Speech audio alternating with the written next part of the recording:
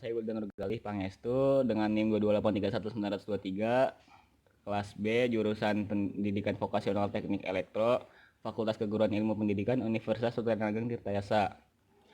Pada video kali ini saya akan membahas tentang keselamatan dan kesehatan kerja.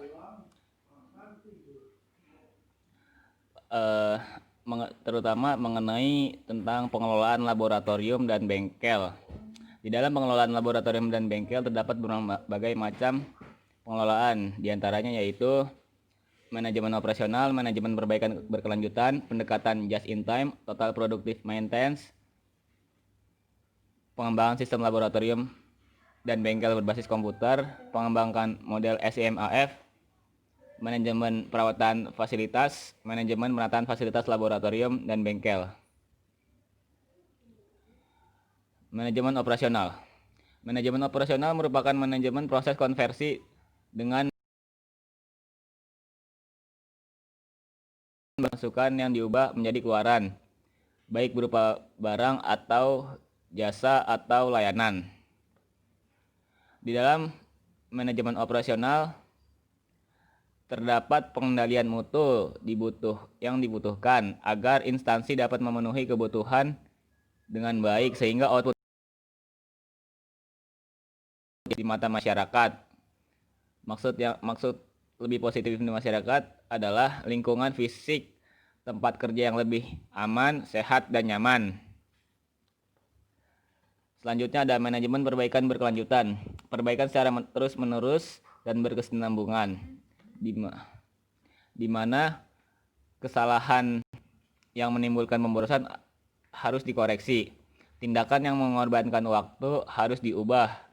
Evaluasi lembaga dilakukan setiap waktu, sehingga lembaga tersebut tidak akan mengulangi kesalahan untuk yang kedua kalinya.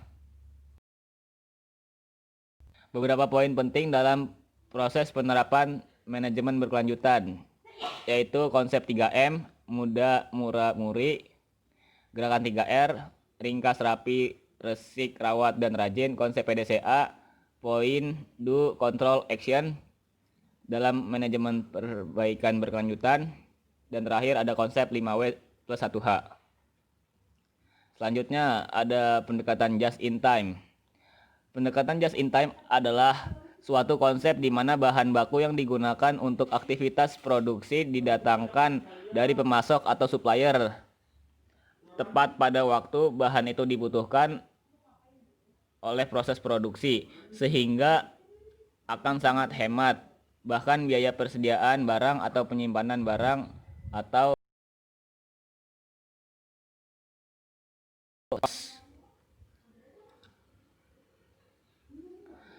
banyak manfaat yang dapat diperoleh dengan adanya penerapan JIT. Di antaranya adalah mengurangi penyimpanan, mengurangi persediaan bahan yang belum diperlukan, memberdayakan pemasok untuk meningkatkan kualitas, dan pengendalian aliran barang. Selanjutnya ada banyak manfaat yang dapat diperoleh dengan adanya penerapan JIT. Di antaranya adalah setiap proses harus berorientasi JIT, pengendalian kualitas produk, menepati jadwal, dan jadwal diusahakan stabil, menggunakan Kanban pull system, bekerja dengan vendor, mengurangi persediaan, meningkatkan perencanaan produk, persiapan JIT dalam pekerjaan, jadwal yang tetap, desain yang tetap, kualitas penyaluran, penggunaan atau pendistribusian yang terstandar, kualitas proses pembelajaran produksi yang baik, ada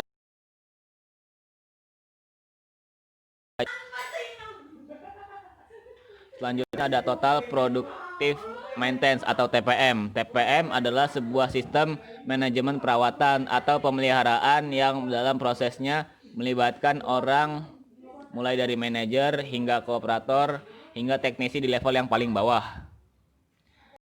Pengembangan sistem laboratorium dan bengkel berbasis komputer. Sistem yang dibangun diberi nama Sistem Informasi Manajemen dan Maintenance Fasilitas atau biasa disebut dengan SIMAF.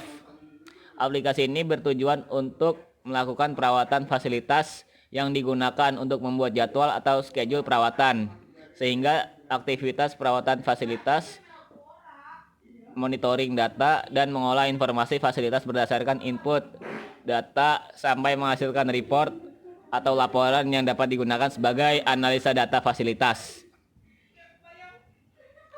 Selanjutnya ada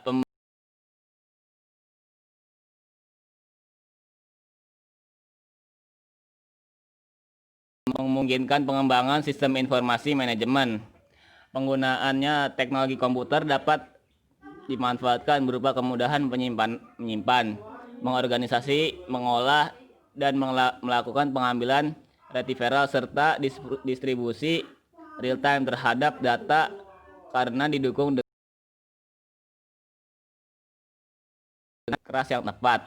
Instansi dapat mengembangkan sistem informasi manajemen yang handal dan berpengaruh secara signifikan terhadap kinerja instansi tersebut secara keseluruhan. Perawatan fasilitas secara preventif dapat dilakukan dengan menggunakan sistem informasi berbasis komputer untuk mengolah data-data fasilitas dan perawatannya. Selanjutnya ada manajemen perawatan fasilitas.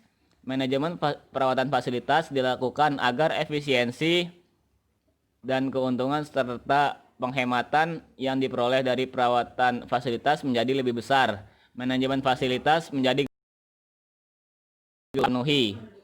Manajemen perawatan fasilitas dijalankan dengan sistem yang mengacu kepada pencapaian tujuan dengan tahapan kemajuan yang terstruktur, sehingga manajemen sekolah sebagai upaya terhadap kegiatan pembelajaran dapat berjalan secara efektif, tepat waktu, tepat sasaran, mudah, dan murah. Prinsip-prinsip sistem informasi manajemen perawatan fasilitas: 1. Mendapatkan mutu. 2. Keterlibatan stakeholder. 3. Data sebagai basis kegiatan. 4. Manajemen mutu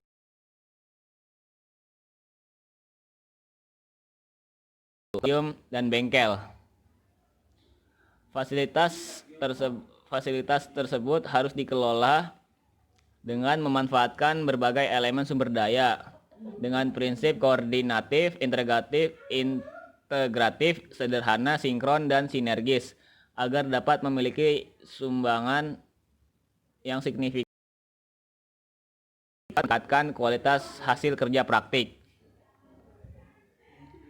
Sekian video ini tentang pembahasan pengelolaan dari saya. Wabillahi taufiq wal hidayah. Wassalamualaikum warahmatullahi wabarakatuh.